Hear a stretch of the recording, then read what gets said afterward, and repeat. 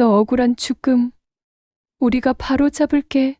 영정 앞에서 흘린 그 한마디가 지금도 귓가에 맴돌아요. 하지만 그 말을 하기까지 저희 부부가 얼마나 많은 절망과 분노를 견뎌야 했는지 지금 생각해도 가슴이 아픕니다. 모든 건 그날부터 시작됐어요. 경기도 외곽 작은 시골 마을에서 조용히 살던 저희에게 걸려온 한 통의 전화. 수화기 너머로 들려온 목소리는 차갑고 무뚝뚝했죠. 혹시 김민수 씨의 어머니십니까? 교통사고가 났습니다. 병원으로 와주세요. 순간 온몸이 얼어붙었어요. 손에서 수화기가 미끄러져 떨어졌고 바닥에 떨어진 그 소리가 마치 무언가 깨지는 소리처럼 들렸습니다. 옆에서 텔레비전을 보던 남편이 벌떡 일어섰죠. 여보, 무슨 일이야? 민수가 사고가 났대. 그 말을 내뱉는 순간 제 목소리가 남의 목소리처럼 들렸어요. 이게 현실인지 꿈인지 구분이 안 갔습니다. 남편의 얼굴이 순식간에 하얗게 질렸고 우리는 말없이 서로를 바라봤어요. 병원까지 가는 길 택시 안에서 남편의 손을 꽉 잡았습니다. 그 손이 떨리고 있다는 걸 느낄 수 있었어요. 저도 마찬가지였죠. 40년을 함께 살면서 이렇게 무서웠던 적이 있었나 싶었습니다. 괜찮을 거야. 우리 민수는 강한 아이잖아. 남편이 제게 말하는 건지 자기 자신에게 말하는 건지 모를 소리를 중얼거렸어요. 하지만 그 목소리에 담긴 불안감을 숨길 수는 없었습니다. 병원에 도착했을 때 의사의 표정을 보는 순간 모든 걸 알 수 있었어요. 그분은 조심스럽게 입을 열었습니다. 유족분이십니까? 안타깝게도. 그 다음 말은 들리지 않았어요. 귀가 먹먹해지면서 온 세상이 조용해졌습니다. 남편이 제 어깨를 붙잡고 흔들어야 정신을 차릴 수 있었죠. 아니야. 이건 아니야. 제가 소리를 질렀나요? 아니면 마음속으로만 외쳤나요? 기억이 나지 않습니다. 다만 그때 느꼈던 절망감, 마치 땅이 꺼지는 것 같은 그 기분만은 생생해요. 민수의 차가 트럭과 정면 충돌했다고 했습니다. 즉사였다고 했어요. 고통은 없었을 거라는 의사의 말이 위로가 될 리 없었죠. 저희 아들이 38배 꽃다운 나이에 이렇게 갑작스럽게 세상을 떠났다는 현실을 받아들일 수가 없었어요. 민수의 유품을 받아들고 나서야 비로소 실감이 났습니다. 피 묻은 지갑, 깨진 안경, 그리고 아직도 따뜻함이 남아있는 것 같은 휴대폰. 그 물건들을 하나하나 만지면서 눈물이 멈추지 않았어요. 집으로 돌아가는 길, 남편과 저는 한마디 말도 나누지 못했습니다. 무슨 말을 해야 할지 몰랐거든요. 그저 서로의 손을 잡고 가끔씩 흐느끼는 소리만 택시 안에 울려 퍼졌죠. 집에 도착해서 민수방에 들어갔을 때 모든 게 그대로였어요. 아침에 나갈 때 그대로. 침대 위에 놓인 책, 책상 위에 커피잔, 벽에 걸린 가족사진. 어제까지만 해도 살아있던 사람의 흔적들이 그 자리에 고스란히 남아 있었습니다.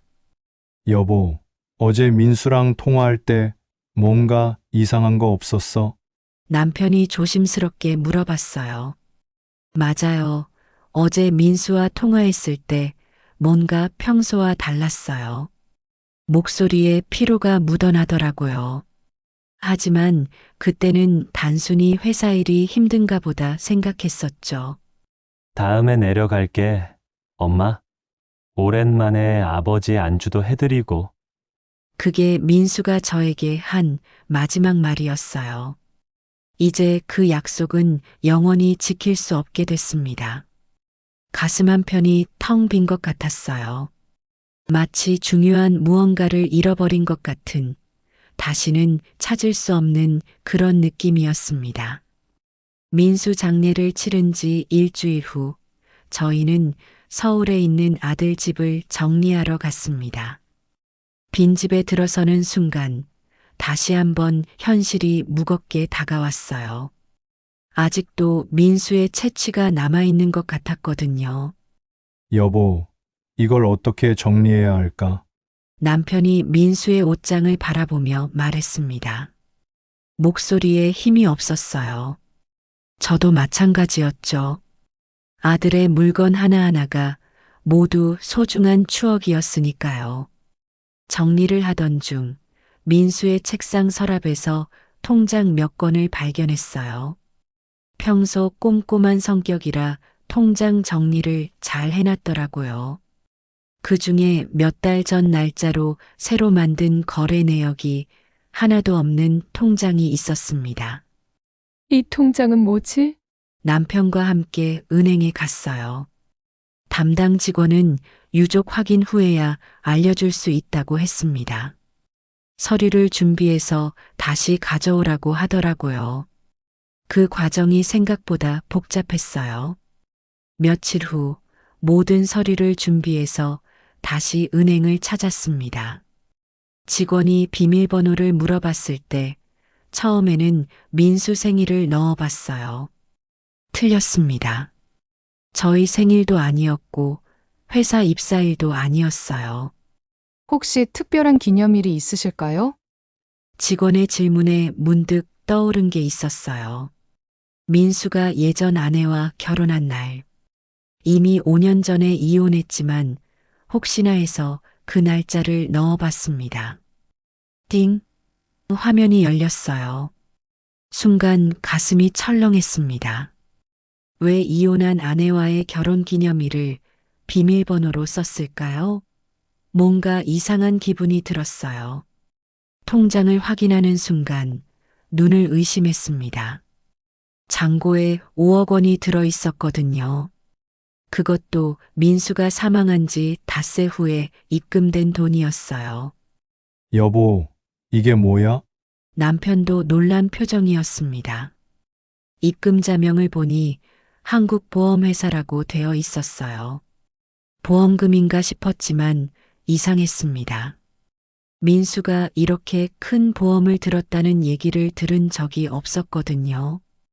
은행 직원에게 자세한 내용을 물어봤지만 이것만으로는 알 수 없다고 했어요. 보험회사에 직접 문의해 보라고 하더라고요.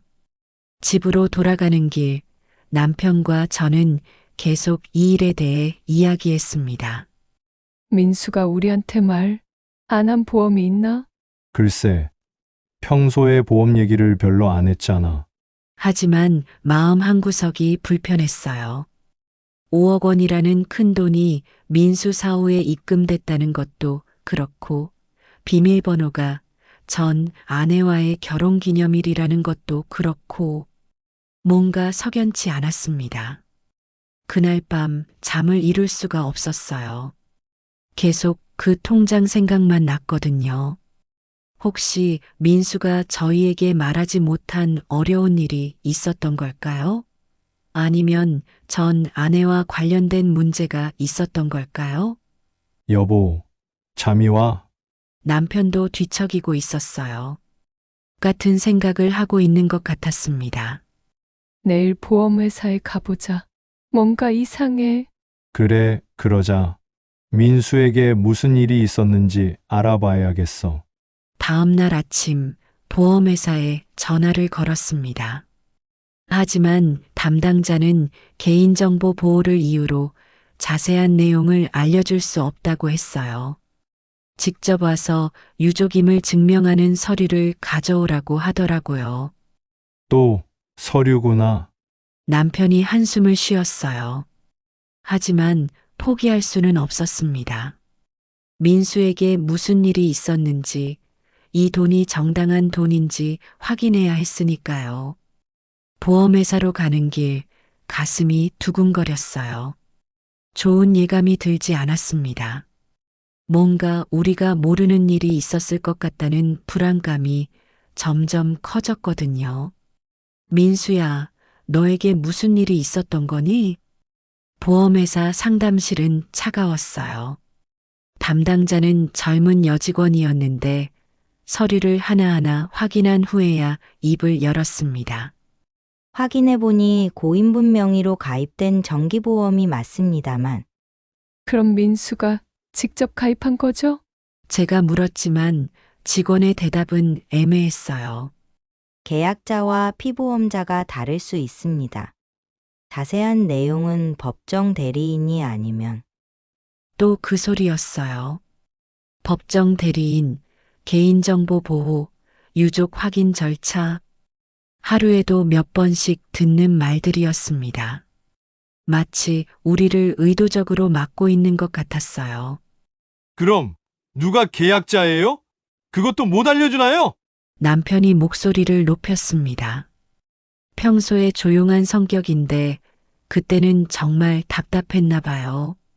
죄송합니다만 관련 법령상 똑같은 대답의 반복이었어요. 우리는 그냥 돌아올 수밖에 없었습니다. 집으로 돌아와서 민수와 관련된 모든 서류를 다시 뒤져봤어요.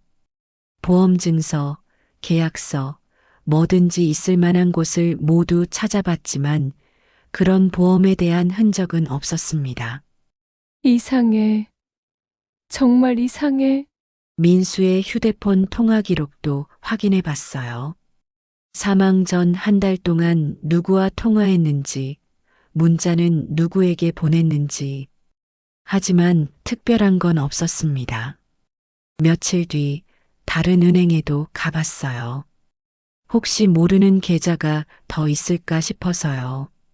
역시나 복잡한 절차를 거쳐야 했지만 다행히 다른 이상한 계좌는 없었습니다.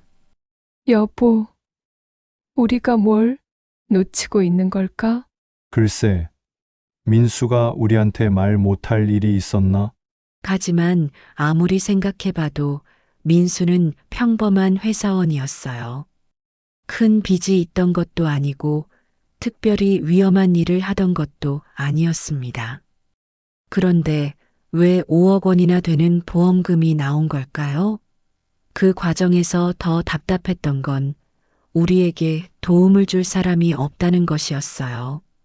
민수는 외아들이었고 저희 형제들도 이런 일에는 문외한이었습니다. 변호사를 쓰자니 비용이 만만치 않았고 뭘 어떻게 해야 할지 모르겠더라고요. 그냥 받고 끝내자. 남편이 지친 목소리로 말했어요. 어차피 민수 명의로 된 보험이면 우리가 받을 수 있는 거잖아. 하지만 제 마음은 그렇지 않았습니다. 뭔가 석연치 않은 일을 그냥 넘어갈 수는 없었어요. 민수가 정말 이 보험을 알고 있었는지, 누가 왜 이런 보험을 들었는지 반드시 알아내고 싶었습니다. 안 돼. 끝까지 알아봐야겠어.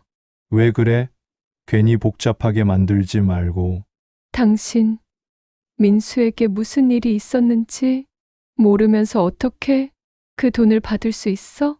남편과 처음으로 의견이 갈렸어요.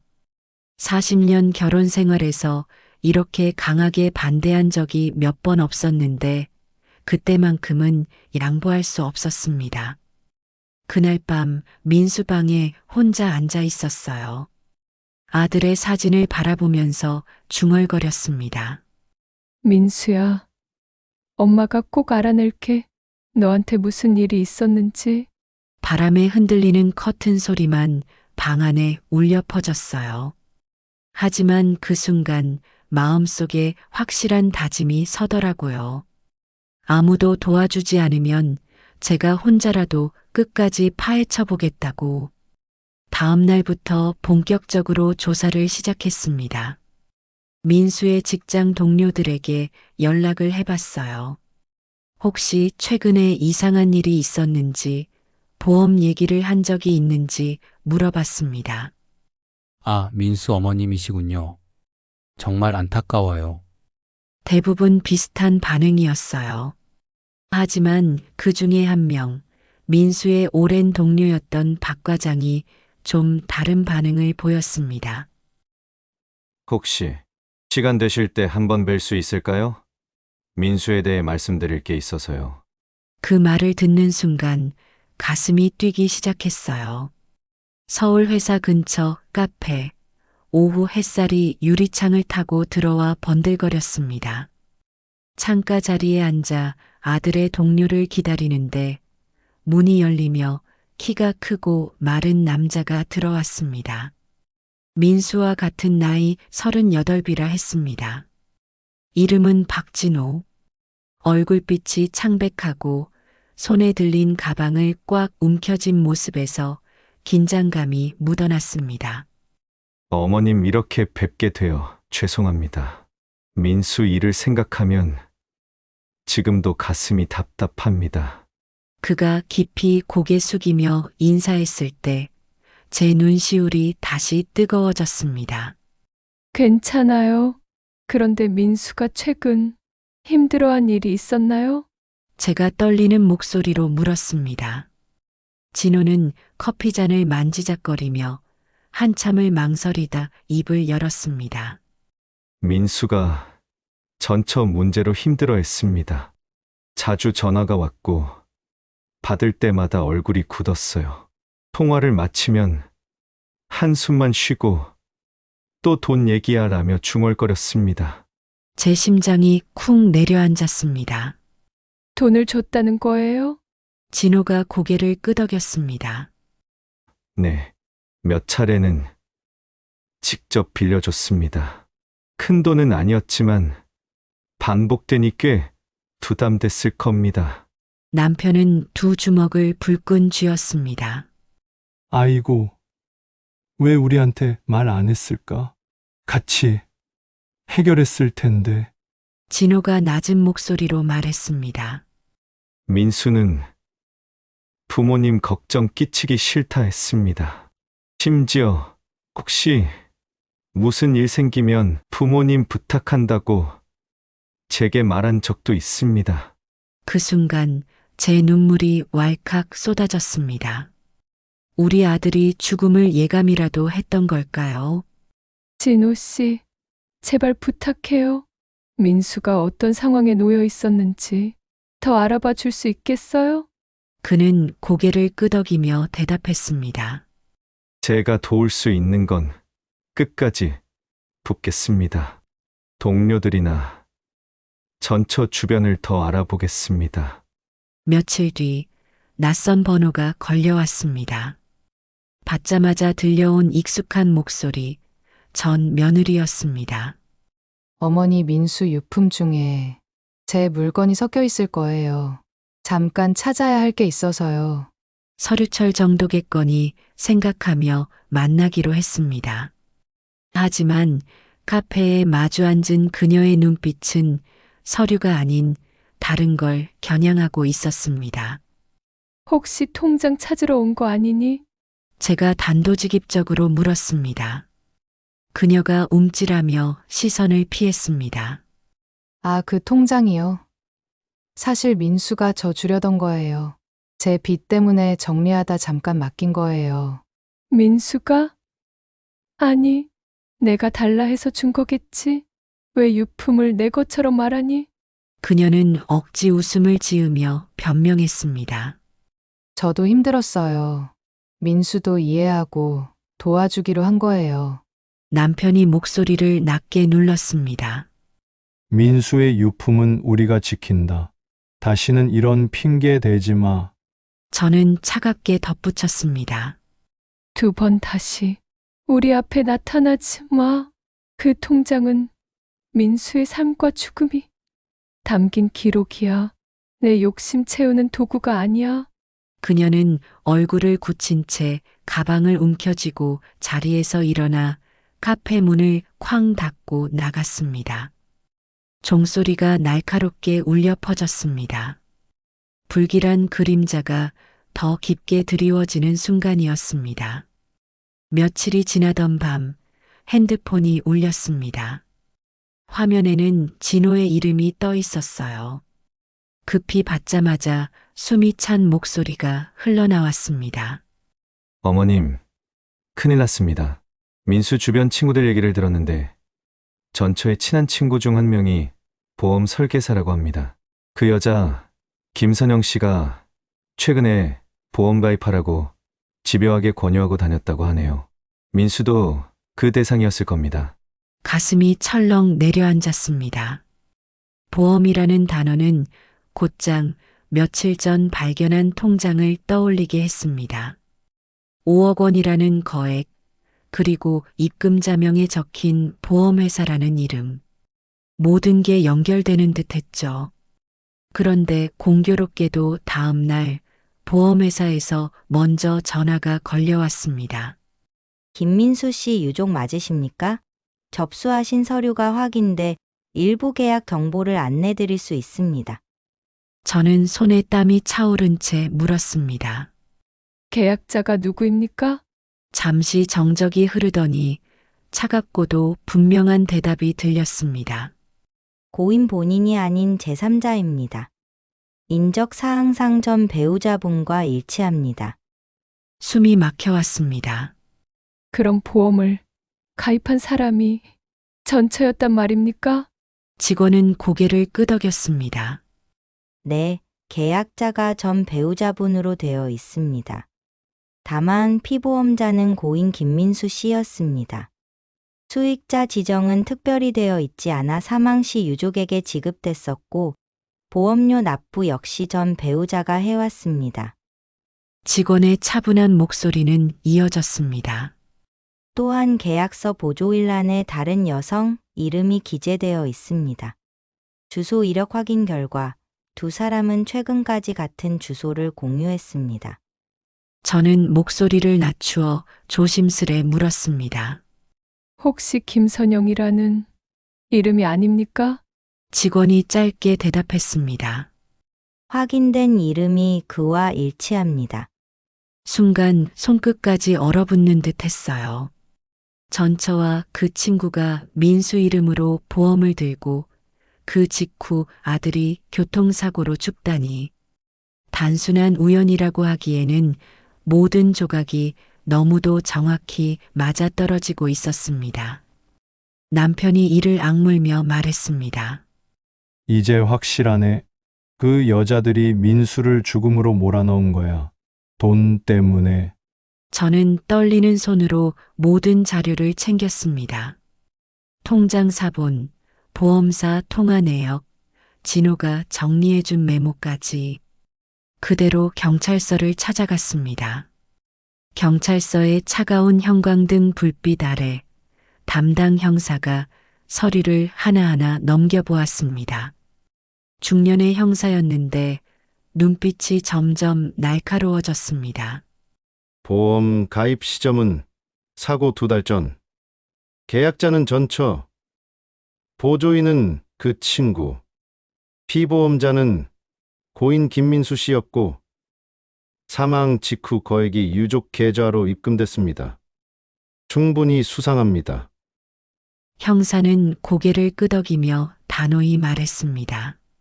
보험 사기 그리고 살인 공모 가능성이 있습니다. 저희가 본격적으로 수사에 착수하겠습니다. 남편은 옆에서 주먹을 불끈 쥐고 있었습니다. 저는 형사의 눈을 바라보며 또박또박 말했습니다. 제발 우리 아들의 억울한 죽음을 밝혀주세요. 필요한 건 뭐든지 하겠습니다. 집으로 돌아오는 길, 밤거리가 유난히 낯설게 보였습니다. 불빛 하나하나가 흔들리는 듯했고 제 가슴은 무겁게 내려앉아 있었습니다. 하지만 한 가지는 분명했어요. 이제 진실을 향한 문이 조금은 열렸다는 사실이었습니다. 경찰은 즉시 전처와 그녀의 친구의 행적을 추적하기 시작했습니다. 하지만 두 사람은 이미 흔적을 감췄습니다. 전화는 꺼져 있었고 집에는 인기척이 없었어요. 형사가 낮은 목소리로 말했습니다. 잠적했을 가능성이 큽니다. 카드 사용 내역, 통신 위치, CCTV를 전부 추적하겠습니다. 며칠 뒤 경찰에게서 연락이 왔습니다. 중요한 장면이 확보됐습니다. 사고 전, 전처의 친구와 트럭 운전사가 휴게소에서 여러 번 만난 사실이 확인됐습니다. 형사가 보여준 CCTV 화면 속에는 형광조끼를 입은 건장한 남자가 있었습니다. 그리고 그 옆에서 다급하게 손짓을 하며 대화하는 여자가 있었죠. 날짜는 사고 3주 전, 10일 전, 그리고 불과 3일 전. 형사의 목소리가 굳세게 울렸습니다. 이 남자, 사고 당시 트럭 운전자 이성진입니다. 저는 온몸이 굳어버린 듯 했습니다. 전처와 친구, 그리고 트럭 운전사까지 세 사람이 모의했다는 정황이 눈앞에 펼쳐지고 있었던 겁니다. 남편은 주먹으로 무릎을 치며 분노를 삼켰습니다. 우리 민수를 죽음으로 몰아넣고 거액을 챙기려고. 저는 손끝까지 떨리며 사진 속 아들의 미소가 떠올랐습니다. 민수야, 이제 알겠다. 내가 왜 그렇게 힘들어했는지. 압수수색에서 더 많은 증거가 나왔습니다. 전처 친구의 노트북에는 디데이라고 적힌 일정표, 우천시 경로비로라는 메모, 그리고 수령 후 분배라는 단어가 선명하게 남아 있었습니다. 모든 것이 계획적이었습니다. 형사는 단호히 말했습니다. 살인 공모 정황이 뚜렷합니다. 체포 영장을 청구하겠습니다. 그 순간 제 눈물이 터져 나왔습니다. 슬픔과 분노가 뒤섞여 있었습니다. 아들을 잃은 상처 위에 그 죽음이 치밀하게 계산된 범죄였다는 사실이 박혀 들어왔습니다. 그날 밤 저는 민수방에 촛불을 켰습니다. 불꽃이 흔들리는 사이로 사진 속 민수의 얼굴이 더 선명해 보였습니다. 민수야, 이제 진실이 문 앞까지 왔다. 엄마가 끝까지 열어서 내 억울함 풀어줄게. 전처와 그녀의 친구는 외곽 모텔에서 함께 있다가 경찰에 붙잡혔습니다. 그리고 트럭 운전사 역시 곧 체포됐습니다. 재판이 시작되던 날 법정 안의 공기는 숨이 막히게 무거웠습니다. 남편은 제 손을 꼭 잡고 있었고 옆자리에는 진호가 함께 앉아 있었습니다. 그는 작은 봉투를 내밀며 말했습니다. 어머님, 민수 사진입니다. 오늘은 꼭 가지고 계세요. 민수도 같이 있는 겁니다. 검사가 공소장을 낭독하기 시작했습니다. 피고인들은 고액의 사망보험금을 편취할 목적으로 피해자의 동의 없이 보험을 체결하고 공범과 함께 교통사고를 위장하여 피해자를 사망에 이르게 하였습니다. 법정이 순간 정적에 잠겼습니다. 피고석에 앉은 전처는 고개를 푹 숙이고 있었고 친구는 떨리는 손으로 손수건을 꽉 쥐고 있었습니다. 트럭 운전사는 굳은 표정으로 고개를 떨군 채 말이 없었습니다. 변호인은 억지로 변명했습니다. 피고인들은 생활고에 시달리다 순간적인 충동에 빠졌을 뿐 계획적 살인의 의도는 없었습니다. 하지만 검사는 증거를 하나씩 제시했습니다. 보험 계약서의 필적 감정, CCTV 영상, 디데이가 적힌 메모, 그리고 전처가 한 자백의 녹취록까지. 진호가 증인석에 올랐습니다. 그는 목소리를 가다듬고 말했습니다. 민수는 사고 전 혹시 무슨 일 생기면 부모님 잘 부탁한다 라며 저에게 말했었습니다. 또 민수는 전처의 돈 요구에 지쳐 있었습니다. 그리고 두려워하고 있었습니다.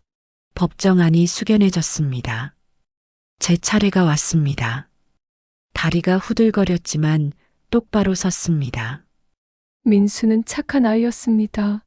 남의 고통을 외면하지 못하는 아들이었어요. 그런데 그 마음을 이용해서 돈 때문에 이렇게 보냈습니다. 목소리가 떨렸지만 끝까지 말을 이어갔습니다. 눈물이 쏟아졌고 남편이 옆에서 제 어깨를 감싸 안아 주었습니다. 마지막 재판날 판결이 내려졌습니다. 피고인 이정미, 살인죄로 무기징역. 피고인 김선영, 살인공모죄로 징역 15년. 공범 이성진, 살인공모죄로 징역 10년. 법정에서 탄성이 터져 나왔습니다. 저는 남편 품에 안겨 오열했습니다. 진호가 다가와 조용히 속삭였습니다. 민수도 오늘 보았을 겁니다. 어머님이 끝까지 싸운 거려.